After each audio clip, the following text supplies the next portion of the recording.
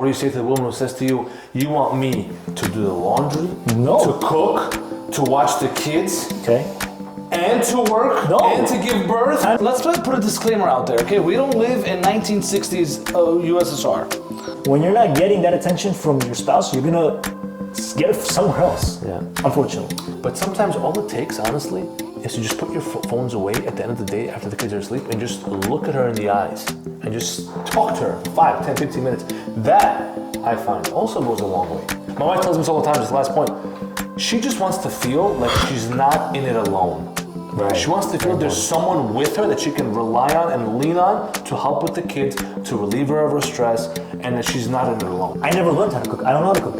I didn't focus on that. I know how to make a bowl of cereal. Does that count? Yeah, and I can make an egg. You guys have to go to cooking school. I sound so misogynistic. I really don't mean to. Mike, let me ask you as a man, do you care for date night? Be honest. Oh, my wife is not. I like this answer. Date night should not be a couple going out and talking to each other the same thing they would have done when they're at home. So you're saying it should be different? It should be different. One important factor of a date night that I think you're not considering. What the heck is wrong with you, bro? I just realized I began my own thing. That's what I said in the beginning. Yeah, you gotta convince me. Bro. I said, what do you do at date night? I don't do date night because... No, I got him.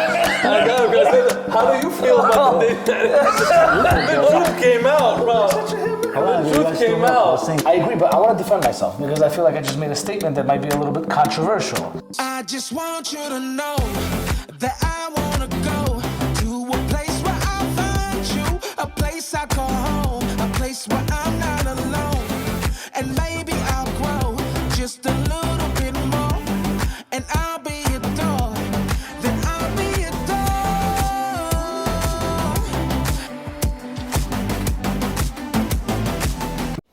This episode has been brought to you by Ultimate Creations, your one-stop shop for all party supply, flowers, gift baskets, and sweets. All right, guys, we are back at the Kosher Controversy Podcast, Part 2. We changed the scenery a little bit because, we got some suggestions thinking this might be a little bit more homey. Might flow a little better this way. We have a little table with the tripod, so to speak, over here. We're going to try different environments, see what works best. Right. So for those of you who forgot, my name is Yosef. This is my good friend, Michael Kaziev. How are you? And my even better friend, no, I'm kidding, Daniel Kanimov. And we are here to we're here to continue speaking about some important topics that we left off on from the first episode. Yes. Because the first episode was not enough to cover all of the groundbreaking points we want to cover, correct? We're missing somebody here today. Where is he? My good brother, Eliazarov, he's not present with us today because he had to do other things. He's at a wedding. He's a single man who's trying to get married, and therefore he has to go and, try to find his other part, which is exactly what we're talking about here, by the way. Nice segue, Danny. Thank you for that. So last time we spoke about dating and how a person should date, what they should do, what they should look for, what should be their goals. Now, let's say a person is past that stage. He's dating and he's getting closer to marriage. What is the point of marriage? Why do we get married? To have sex. Let's start there because let me say it better. A lot of people, fortunately or unfortunately, the main reason why they want to get married is because they need to fulfill their Animalistic desires. Human animalistic desires. At the end of the day, a man needs a woman needs a man. I'm hearing a lot of stories that women need men as well. 100%, it's 100% accurate. The Gemara speaks about many times where the woman has her needs just as much as a man has his needs. But is that the primary reason to get married? I think the primary reason to get married is to start and build a Jewish home and a Jewish family, grow together, and just continue on the legacy. And it's really about the Jewish home. It's really for the kids. It's unfortunate there's people that don't have kids, and then eventually they may have to get divorced, right? If you don't have a kid, if a married couple doesn't have a kid for 10 years, We'll get to that. There are some halachic times when the halakha recommends getting divorced, but I think it's all about the kids. So, that's a good point that you just raised, because if you look around social media, there is this trend going around saying that the most important person in the relationship, in the family dynamic to a spouse is his or her other spouse, which means your wife or your husband is the most important relationship, even more important than your kids. It's true in a way. But because remember, your kids will leave you one day. Exactly. I know, your kids are going to leave you the same way you left your parents, but you both have a common goal to raise kids on the right track and to build a Jewish home. That's the goal. So whatever you guys are doing together, it's for the kids. So let me ask you a question. What if a person, God forbid, he's sterile, he can't have children? Or a woman is sterile, she's barren, she shouldn't get married? No, they should still get married.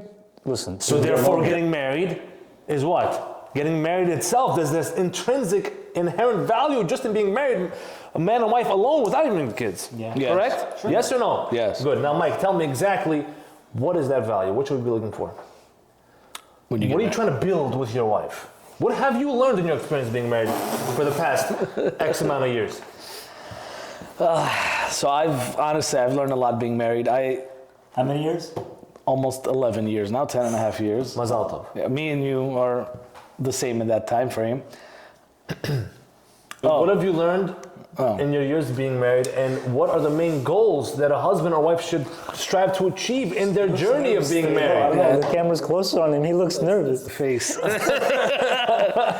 I'd like to first apologize for the face that I have on today. I made a mistake shaving, so I had to do this. But what I want to say, I've been married for almost 11 years now. I've learned one very important thing when it came to marriage is communication. I feel like I don't know why so many people contact me with their marital problems. I might have, my grandfather's skills in this. My grandfather was very well known in his community to get people back together, reunite. I have never called Mike in my life. Thank God you have a good marriage. No, I'll tell you why. Because you're too close to me. No, because I think people should keep their problems in the home. Okay. But what if they need help? Oh, they need help. What if they can't fix their problems? So I'll tell you one thing. So what I was getting to is, first, just to go on your point, why do people call me? Why? I don't know, to be honest. I ask myself the same thing every time I get a phone call about their marriage. But what I've learned is that people have one very, very similar problem, and that's communication. What do I mean by that? Either there is a lack of communication, or they're communicating but they're not understanding each other. But the communication, actually, Rabbi Reuben Epstein actually said something about communication. He said communication is not the main thing. Because communication, you could communicate. I'm not talking about Rabbi Rubenstein. I'm talking about my personal opinion. So he said communication, you could communicate that I hate you. Well, but that doesn't solve anything. But at least at that point, you're communicating. Yeah, I think it's more about expectations, and everyone should know their roles. I think that's what makes a good marriage. That's what makes a marriage work. When everyone knows my job is this, your job is this, it works, it flows. With you guys' permission, I want to just go on a 1-minute rant. Not a rant, but an important... Why are you trying to sound like a robot? Guys, when we think about why we want to get married, I think we need to inject a little bit of mysticism into this conversation, just enough to tap into the depth of why the Torah commands us to get married. Now, technically, there's no technical commandment in the Torah where it says, thou shalt get married. However, the first mitzvah in the Torah is which means be fruitful and multiply, as the first mitzvah recorded in the book of Bereshit. That God gave that blessing to the fish, He gave that blessing to the birds, and also to man, to the first people as we understand them, as we know them, as God told us, Adam and Chava, Adam and Eve. Now, obviously, this is when we say we want you to have children, it has to be in a kosher way, in a luckily acceptable way. And what is that? Getting married, making a woman exclusive to you. When a person gets married, he makes a woman exclusive to him. No one else in the world has rights to this woman besides him. And therefore, what's the depth of getting married? I actually said this past Shabbat in the shul, and it was very well received. Everything in the world is run by certain patterns that God infused into the world. Okay? One of those patterns is something called male and female. Mm-hmm. Everything in the world is either male or female. Every noun, every person, place, or thing in the Torah, the words of the Torah, the words, and the Hebrew words, all are either male or female words. For example, the word for chair is kiseh. Kiseh is a female word. Kisaot, meaning if you want to say plural, it's kisaot. It's a female word. That's one example. But everything that we're in the world is either male or female. Some things are regular, they can be both, but without getting into that now. Why is that? For the following reason. Like I said, one of the fundamental things that God created, patterns that God put in the world is male and female. Did you know that in the scientific world, in the biological world, scientists have a consensus, they understand that every part of your body is made of millions of different cells. Every cell within it has something called organelles, which means it has subparts within the cell that make it work the way it works. And all those things, how do those organelles work? They work through proteins. Listen for a second. A protein. Proteins are the working blocks, so to speak, that make all the functions in your body work. How do proteins work? Only by shape. Lock and key. That's right, by shape. It's called a lock and key mechanism. Amino acids. Yeah, no, amino acids build up the proteins. But the point is that protein A will fit into protein B in a very specific way. Yes. That's a male and female relationship. And then that will fit into another protein, and it'll continue to cascade until you get a function. Then your eyes can see. Then your muscles can move. Then your nerves can work.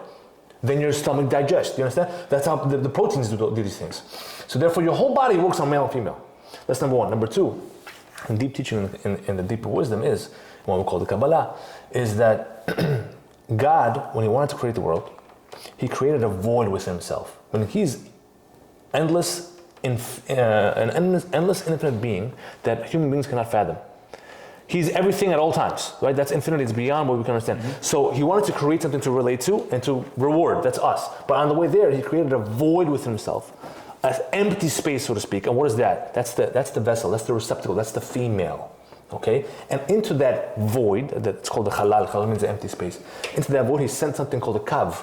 A kav means a straight line, a beaming light of his ultimate divinity into that void. What is that right there? The male-female relationship, is it not?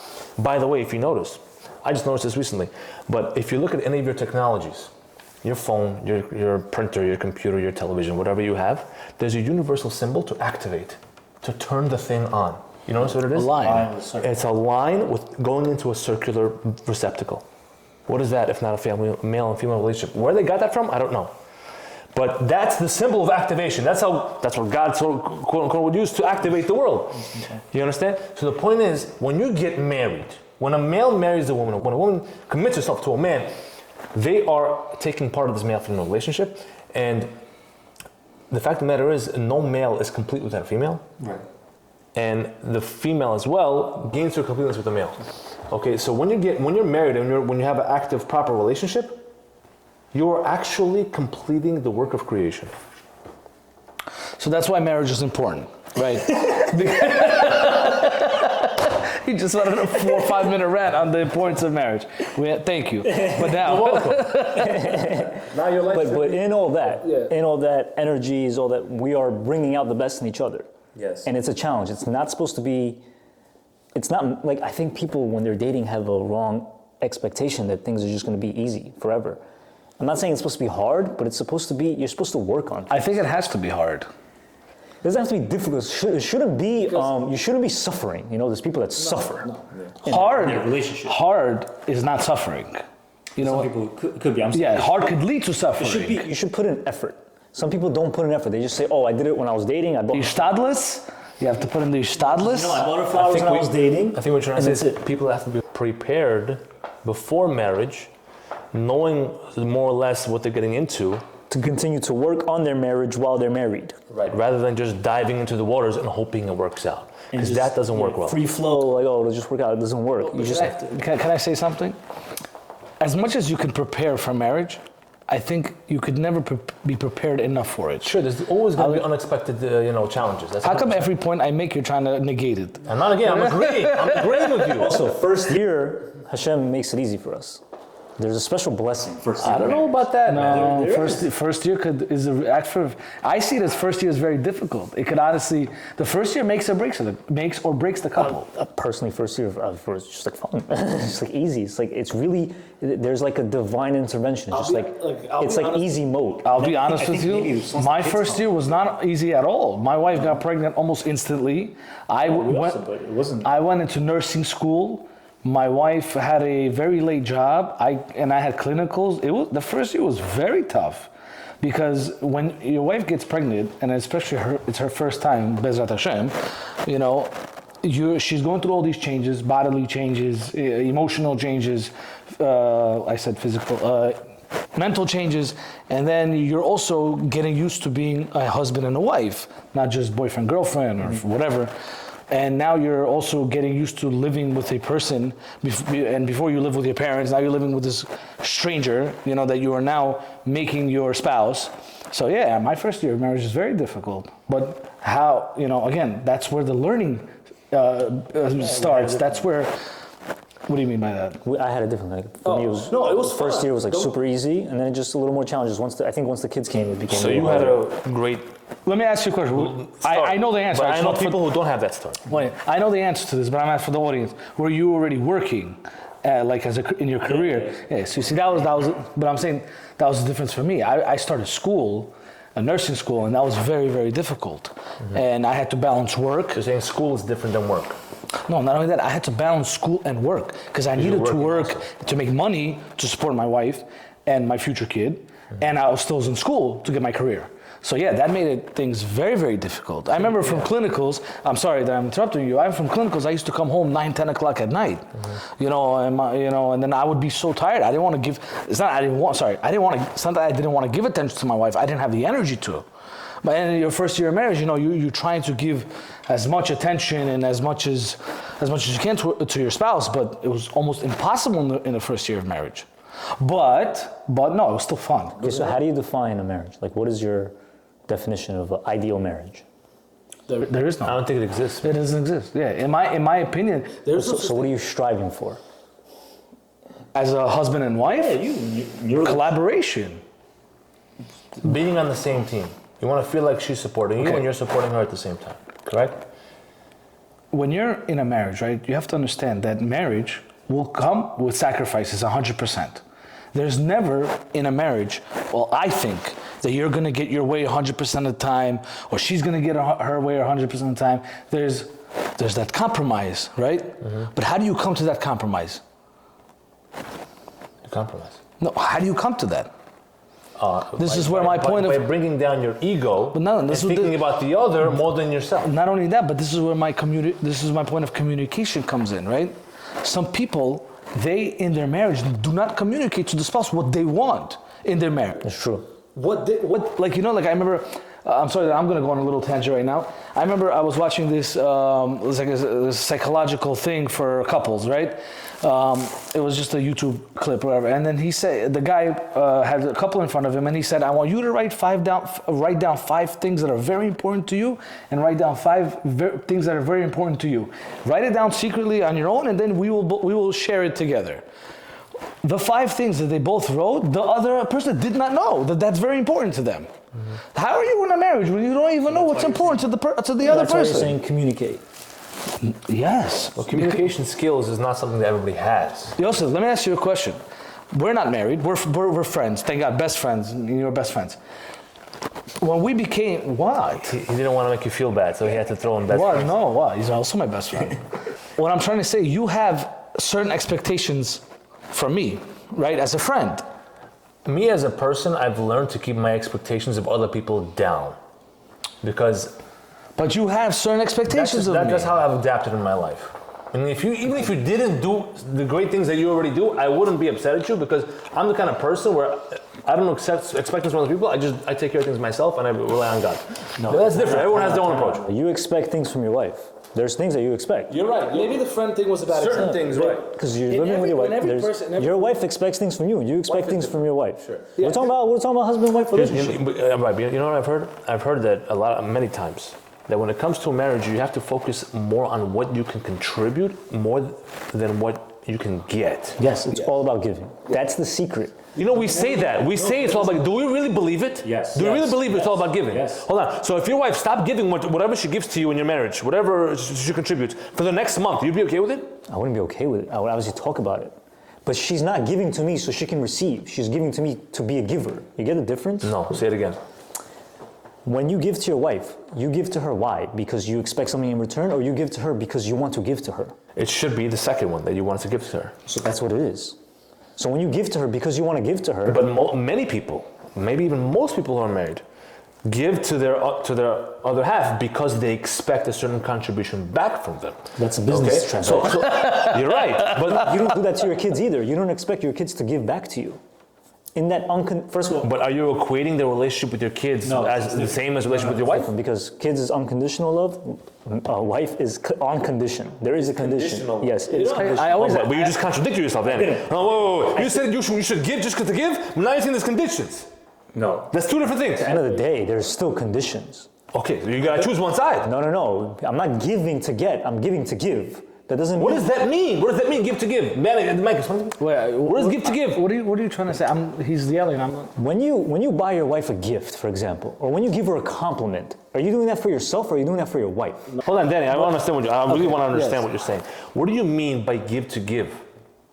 No, you're not. That's not what he said. That's what he said. You're saying give to give? No, I'm saying give just for the purpose because you want to give to her. Your wife is a reflection of you, bro. You're the same person. You and your wife, at the end of the day, you guys are two separate individual people. You have your own desires. There's things that I like that my wife doesn't like. I'm interested in basketball. She's not interested in basketball. I don't have to force her to be interested in basketball. She's an independent person. Okay, what does basketball do? I'm just saying, in that we're separate. We're independent people. We have our own needs and desires and whatever. But when it comes to our relationship and when it comes to like how people view us, they should view us as one. We are one. So my mom told me like this one thing. She said, if you're ever cutting a vegetable or whatever and your left hand slices your right hand, you're not going to take your right hand and slice your left hand now. I can't really tell you, yeah. So your wife is a reflection of you. So just because she's not giving to you whatever it is, maybe she didn't cook food for you that night, doesn't mean that you have to like do something to spite her also. I don't think so. Or just because you gave her a gift that day doesn't mean she should be also giving you something that night.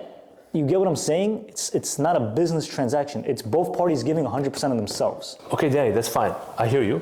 So the follow-up question to that is, let's say one side claims to be giving their side of the relationship, and they're saying that they don't feel like the other side is giving what they should be giving. So then you talk about it. It's okay to talk about it. Why is it not okay to talk about it? Okay, so does that mean that each side has a contribution that they should make, that they should Each responsible for? Yes, 100%. Okay, so let's segue with that into the next topic, which we want to talk about, which is gender roles, okay? We live in a society now where gender roles are very confused. There's roles, bro. There's things that a man is good at, and there's things that a woman is good at. I cannot breastfeed my kids. Okay, fine, that's obvious. So that's it. So it's already there. The roles are already defined. We're talking about beyond the biological limitations. Obviously, you can't give birth, you can't breastfeed. Okay, but guess what? Your wife can go to work. Yes. Should you expect her to go to work? So the man should go to work. If the wife wants to go to work, she can go to work. If she's what if the man doesn't want to go to work? What if the man is a bum, bro? Well, why would you say such a thing? What if the wife says, I don't want you to go to work? What is he gonna do all day? What if she wants him to go learn Torah all day? This is a different thing. That's also working. That's different. Okay. It's not working. Yes, it is. You're working serving your creator. Okay. Why are you brushing me off? I don't understand. He's still doing something with himself. He's not sitting at home doing nothing. Yeah. And if he was sitting at home doing nothing, then he should be washing dishes and mopping the floors. Yes. But I wanted to bring some biological facts here. Yes. Women, right? They say when in sleep, right? When they are biologically made that when they hear a high pitched, they're more sensitive to high pitched noise, right? To hear the sound. To hear the sound of the screaming baby, right? Men do not have that. Not all men. Not all men, but whatever. But well, I'm saying in general, women have that biological, whatever you want to call it, but the ability, perfect, like it. But men do not. Why? Because God made women for that. He made women more nurturing. Women have more patience with kids. Bro, I was with my kids today, all day. My wife was at work, makeup clients. I was with the kids. Bro, I wanted to kill myself.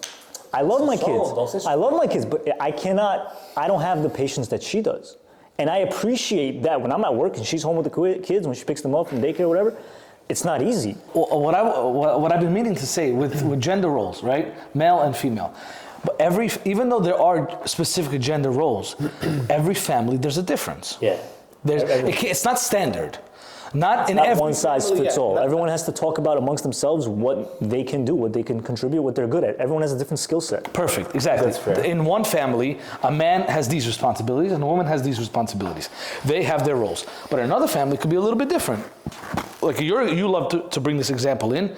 A family where the guy is a yeshiva bocher, right? He learns all day, and he took the wife is allowing him to do this, and she is working, right? Because they need some kind of salary. Livelihood, yeah. Livelihood, yes. So their responsibilities in that family is different than, let's say, my family, where my wife both work. We both have paying jobs. I don't learn all day.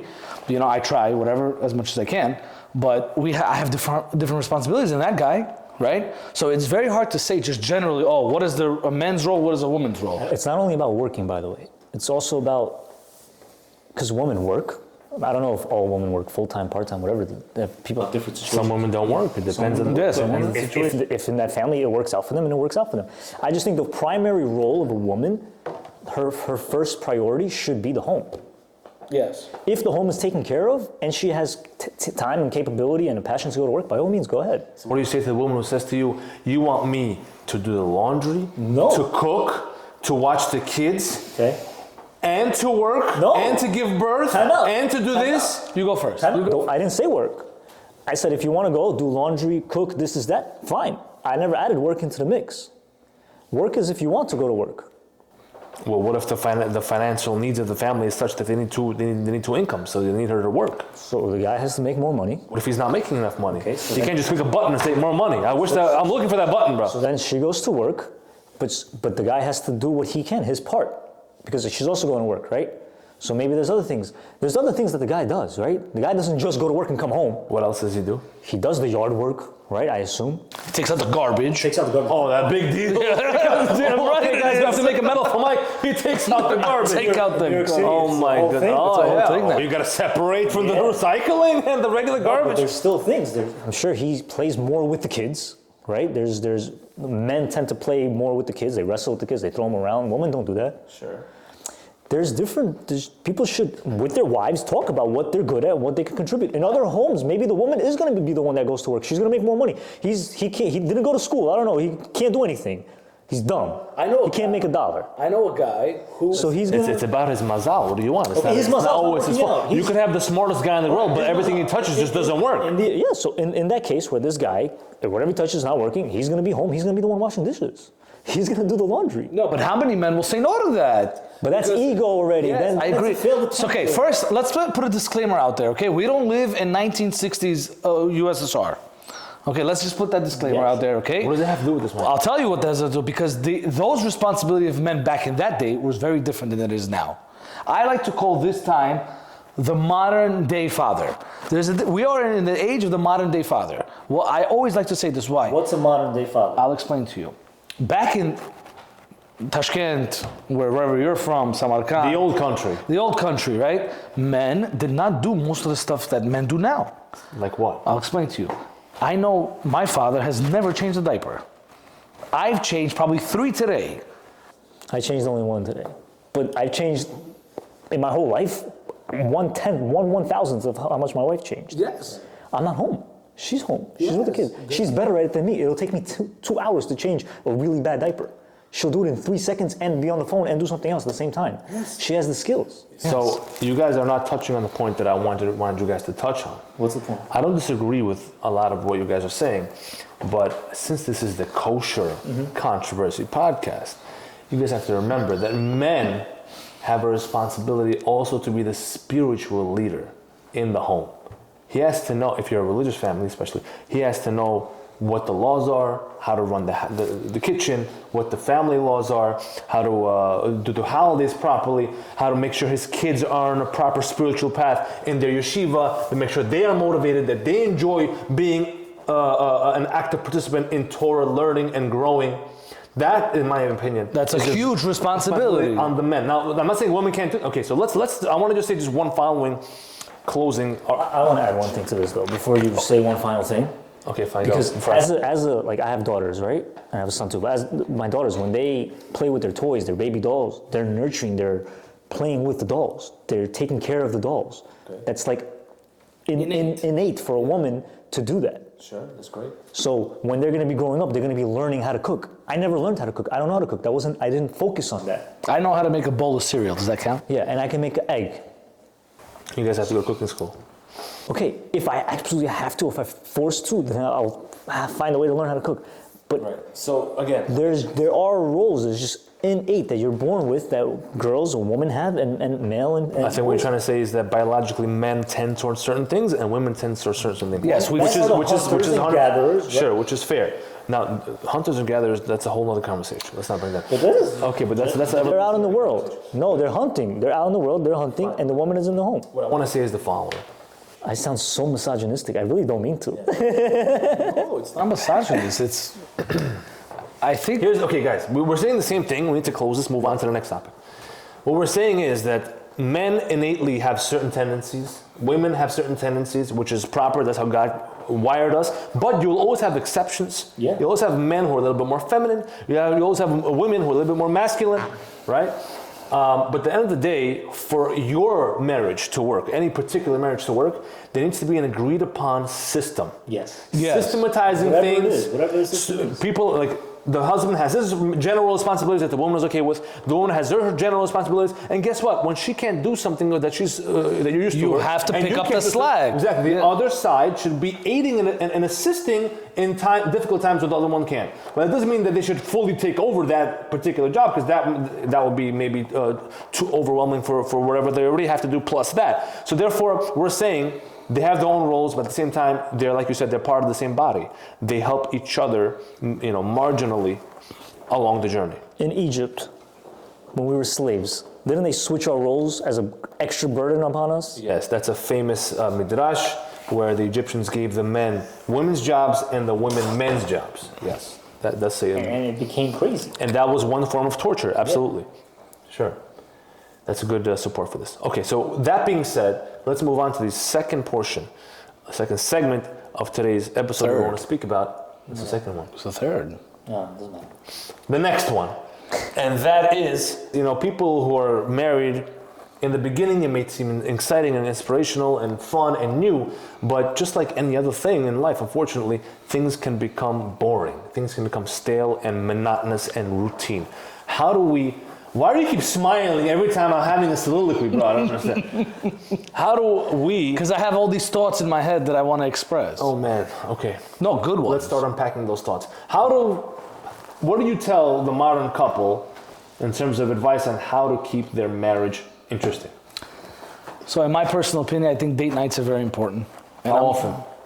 That's a good question. To be totally honest with you, with the question of how often, it really depends on the situation. There's some people that could do it once a week. There's some people who could do it once every 2 weeks. Some people could do it once a month. It really depends. Honestly, financially right now, to go out is not easy. Steakhouses. Mike, let me ask you as a man, do you care for date night? Be honest. Oh, my wife is not gonna like me for this answer. The fat person in me wants to say I care about the food portion. So you're just going out with your wife to eat the food? No, that's a This joke. is honest. No, that's a joke. You could tell my 4 chins and with the shaved face.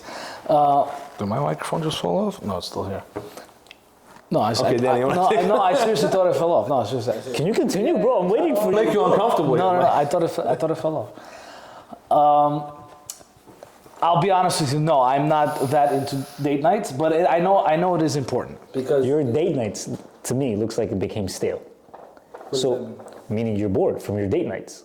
no, You don't look forward to it. You're supposed to look I forward. never look forward to it. But some men just don't I never look forward like it. Because for me, I'll explain to you why. Very, very simply. I have date night all the time. I spend a lot of time with my wife. I talk to my wife all the time. Me and her on the phone always. So I don't feel like we need the date night to, And she's okay with to this? enhance. No, she's not She okay wants with it because honestly, sorry to say this, women love attention, women love date nights. I don't know what to tell you. So they feel like date night is that extra attention that they want. For me, I'm not into that attention. I'm fine with the attention that I get. I think if you're going on a date night to just check off a box that you went on a date night, then it defeats the purpose of a date night. I agree, but I want to defend myself because I feel like I just made a statement that might be a little bit controversial. Well, that's what the point of the podcast Yes. is, Mike. It's not that I don't I don't believe that, that the date nights are stale and it got to that point. I don't believe I need the date night to enhance anything in my marriage.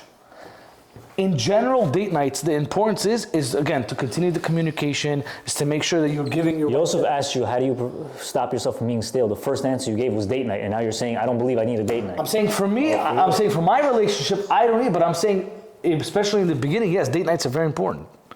Because I feel like those are the days, the times that the couples are using to communicate, are using to go and have an adventurous time or do something interesting. But can I be honest with you with something?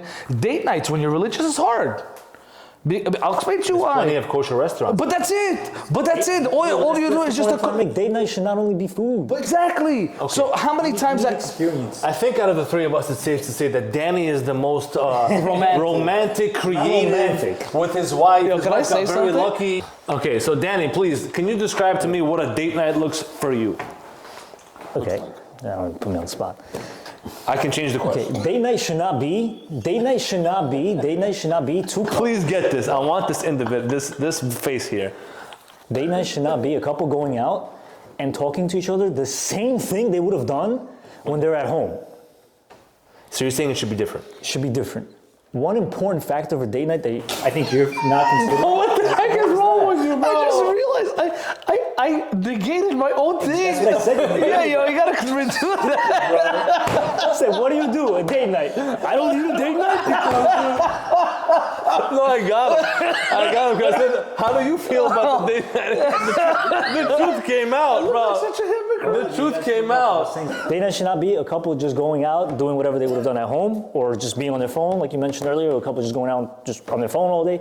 It's supposed to be interesting. What makes date night interesting is that you need a change of environment. Yes. Okay? Like, I feel bad my wife is home with the kids almost all day, so she just wants to go do something, go somewhere. That, I think, is the point of a date night. Just so she can be in a different environment, just see because I'm out in the world. I'm going in the train, I'm out seeing this guy, I come here, I do this. I go to shul, like, she doesn't have that, she's home.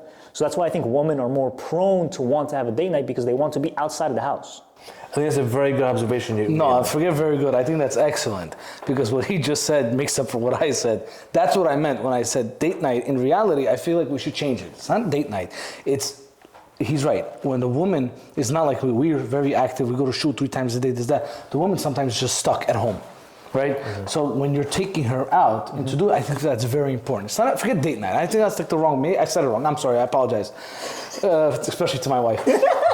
Yes. No, you should bring your wife to do things. And it shouldn't be just restaurants. I feel like that's one of the biggest problems that we have, that people think, oh, we're gonna go out. And I fall in this category too. I'm just gonna go take her out on a dinner and we go home. No. By the way, you don't have to spend money for a date night. You guys could just go. Like a walk in the park. It's something. Let's be clear, this is the Kosher Controversy Podcast. We do not condone going to these nightclubs or Did I say that? I said go. I just want to make it clear for the audience at home. We don't condone going to nightclubs or gambling. No strip club. No, absolutely not. What's wrong with gambling? Absolutely not. We don't condone that. What's wrong with gambling? Ask your local rabbi. Continue. No, I think that's very important difference that he just made. That it's not just the date night. It's just the fact that you're taking her out of her constant environment and you're bringing her to some kind of adventure. That is very important. Honestly, guys, we have to be honest. Date night is important. I think my wife always, she really appreciates when I take her out, and I don't feel like I do it enough. And we don't do crazy interesting things like you said. We go out to eat and things like that. But would you say that that's something you need to improve upon? Here's the thing. I personally, and my wife knows this about me, I don't particularly love, how do I say this properly? I don't, go out of my way to, the main reason why I do it is for my wife. I'll put it that way, okay? I do it, I go out because I know she really enjoys it. She likes it. Yes. At night, I have a set, thank God I have a schedule. I learn Torah at night with certain people. I have, deep topics that we do that's very important. So the point is, for me to give up one of those days to spend with my wife, I think is important because she needs it. And I fully understand being home with little kids especially can make any person go crazy. I was crazy too. I mean, we've heard and we've seen in sometimes the most extreme circumstances what being at home with kids for the longest time can do to a person. It can really break a person down mentally, especially as generations go by. I feel like we can talk about this another time. But the generations get weaker, so to speak, in terms of what they can tolerate mentally over time. Our great-parents and great-grandparents, they were a lot stronger. They were a lot more mentally strong. Yes. But again, that doesn't mean that we can just use that as an excuse. We, as husbands, have to see that our wives, many of them who are home with the kids all day, they need that break. They need that change of environment. They need that attention. And here's one more thing I'll say. It doesn't always have to be that. It's hard. It's sometimes hard, especially where we live with the standard of living. It's very hard to incorporate a date night into your schedule. But sometimes all it takes, honestly, is to just put your phones away at the end of the day after the kids are asleep and just look at her in the eyes and just talk to her for 5, 10, 15 minutes. That, I find, also goes a long way. So the fact that they see, my wife tells me this all the time, just last point, she just wants to feel like she's not in it alone. Right. She wants to feel there's someone with her that she can rely on and lean on to help with the kids, to relieve her of her stress, and that she's not in it alone. It's funny, we're talking about gender roles, and now we're dominantly talking about how a woman sort of needs these things, and so that's a very important point. How men, most men that I know, and I think the majority of us here, 2 of the 3, we don't need that attention, but they do. No, I need the attention too, though. When I had COVID and my wife was pregnant, she left for a week. I was by myself. The only person I saw was you. You visited me 3 times for that whole week, and I couldn't take it. I was his nurse. I was just I went nuts. I needed my wife just because I needed my wife to talk to. I love talking to my wife. We talk all the time. It's the best conversations we have. Aww. No, it's good. I think everyone should enjoy talking to their spouse because that's the person that you're with all day. Not all day, but for the rest of your life, God willing. So I think you should enjoy talking to your spouse. You guys should find a common ground, not talk about the weather or the TV show or sports or anything. And also, don't always talk about your kids. It's it's very important. So another, it's a little piece of advice I could give is, there's stuff that they sell on Amazon, these questions that you could just go through. It's a list of 100 or 500 questions. You go and there's just interesting conversation questions that you could think of and puts you in different situations just to see how the other person would think in this scenario, that scenario. It's just interesting, and that helps, I think, spice it up and not keep it from getting stale, because when you're in a routine, stale, you come home, eat, go leave, shul, this, come home, wash dishes, whatever, wake up. It's the same thing over and over. When you throw these little things in there and just communicate and talk and set expectations and just discuss life and just appreciation. Also, please say that you appreciate what they do, because I don't think we say it enough, because what they do is very hard. I'm telling you, I put myself in my wife's shoes. I can't do it. And I'm sure if she put herself in my shoes, it would be hard for her too. Sure. So I'd like to just... So we have to appreciate each other's contributions. So respect and appreciate each other's contributions. I'd like to jump in here. This I always talk about. Like I mentioned before, people call me about their relationships. And one of the questions I always ask is, when was the last time you told your wife that you love her? And for some reason I get, that means men mostly call me, thank God. One of the answers that I get, I haven't said it in a while. And I feel like that's something that I've always told my wife, even when she was upset. I always told her that every day I have to tell my wife I love her, even if it's multiple times, and even till this day. Wait, one is too much, Mike. If you I know what you're gonna say. If you say it too much, you're gonna desensitize. And no, that's not true. It's my wife. I need to show her that I love her. By the way, you can tell me you love me also. I love you always. So let me tell you another thing that I still to this day, every time. He's lying to you, by the way. Every time after dinner, whenever my wife makes dinner, I take my wife for the dinner. Babe, take her so much. Kids? Every time. Because that teaches no matter, every single time. I ask my wife, this is something I could promise on. Every single time my wife, breakfast, lunch, dinner, whatever she makes, and I'm finished, babe, thank you so much, it was great. Because I really... Even if it wasn't so good? My wife cooks amazing. She's in a family of chefs, thank God. But I just think, like he said, appreciation, gratitude takes the relationship into another direction, into another dimension. Then it makes the other person want to give more too. Yes, because what men don't understand is that something about those 3 words just thank you. I love you. When a wife hears that, it just recharges their entire battery. Forget me. more important than I love you? No, wait. For me, I love you is very important. I have to hear. No, you said for the woman. Yeah. For me, it's also For very me important. particularly? I want to hear it. I'll be honest with you. I want to hear it. Okay, I want to hear it too. I want to hear it. What do you mean? After 10 years, I still want to know my wife loves me. I have a question for Yosef. During the day, you're at work, right? Yosef's a dentist. You're at work, I'm sure you're busy. Throughout the day, do you check in on your wife? Text her? If I'm not busy, yeah. Like, what do you say? How's it going? How's the day going? Shut that mouth. What is You want to see my phone? when you do that, right? When you text her, how are you, whatever. What is the purpose? Why are you texting her that? I'm showing her that I'm thinking about her because I know that really makes her feel good. So time out. Are you actually thinking about her, or are you only texting her just so she thinks that you're thinking about her? You get what I'm saying? Both. Are you only texting her just to make her happy, or are you texting her because you actually really are concerned? Like, Both. Okay, Especially if I know she's having an important day at work or something like that. Yeah, absolutely. so then you do love your life. No, there's many days. Was that a question? I don't understand. Was that a question from the beginning?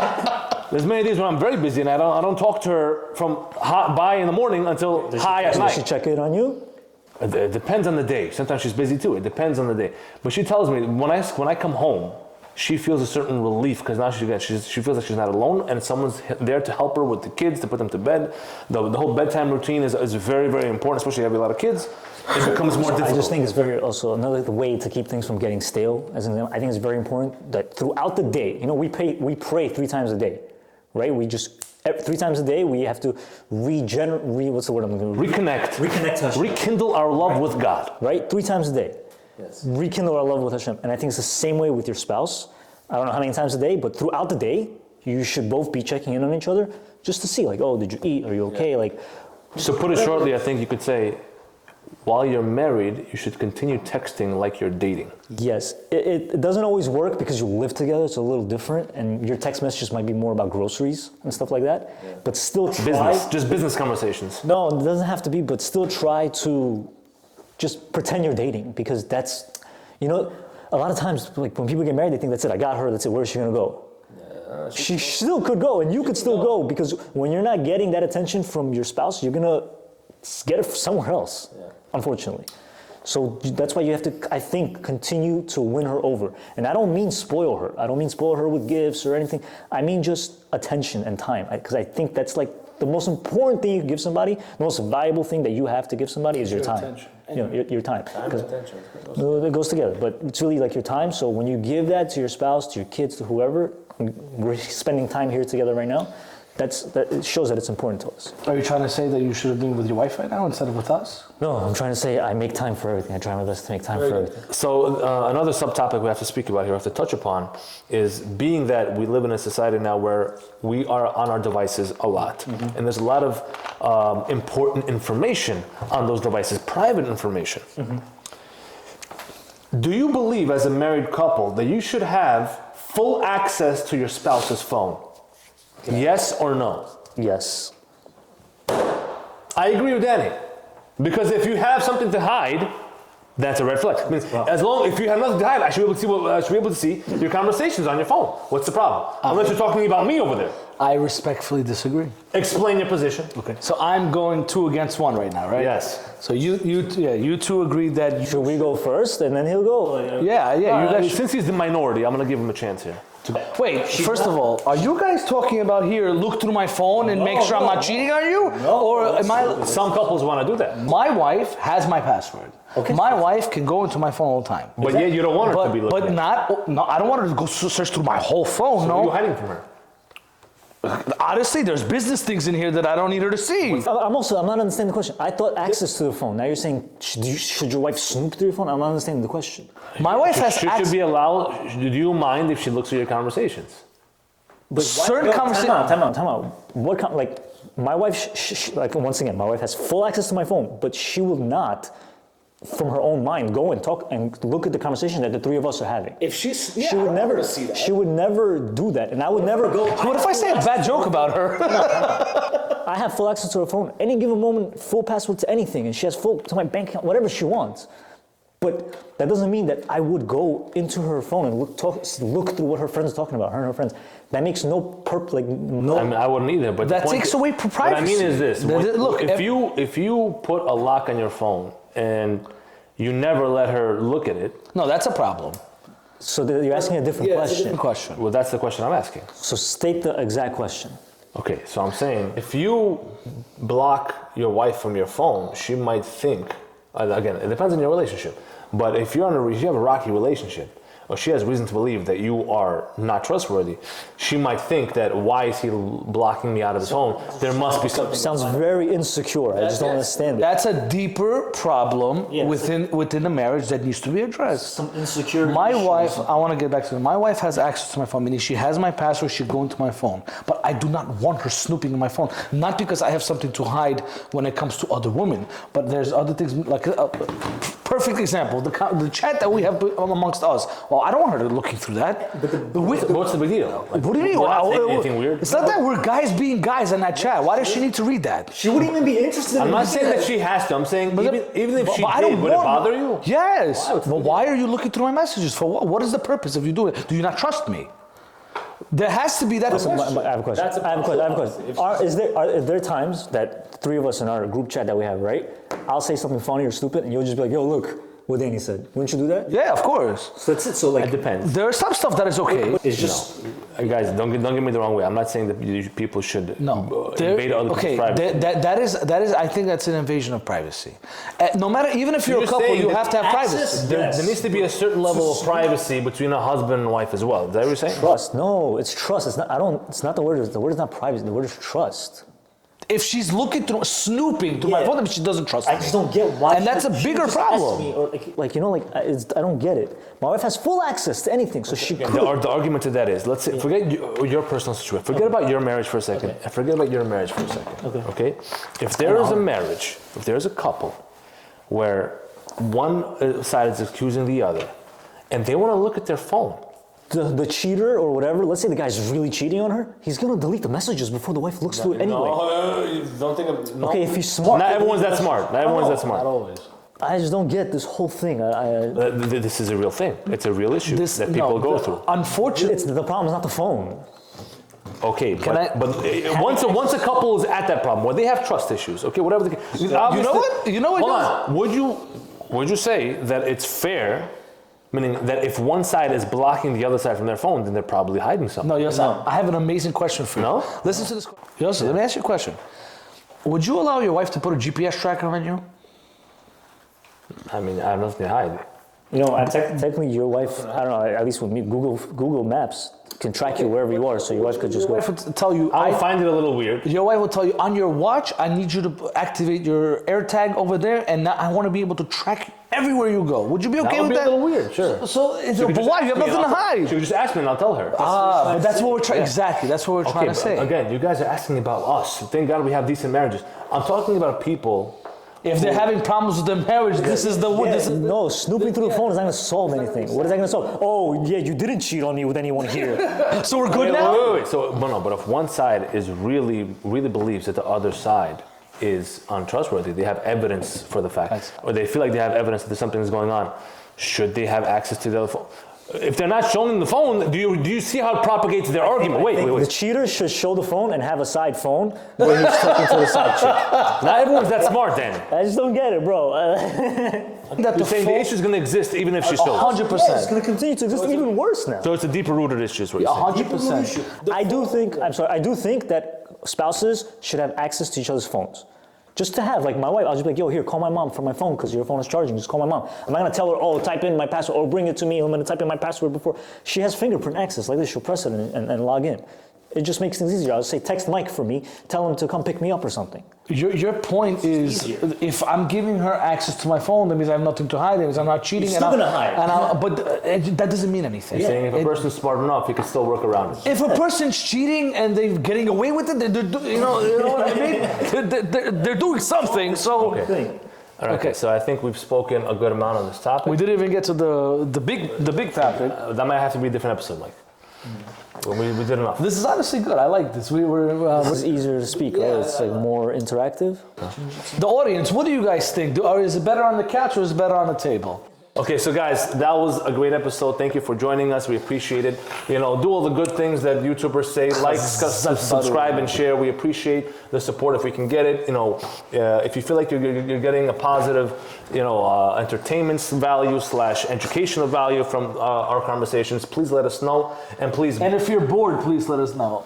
Yeah.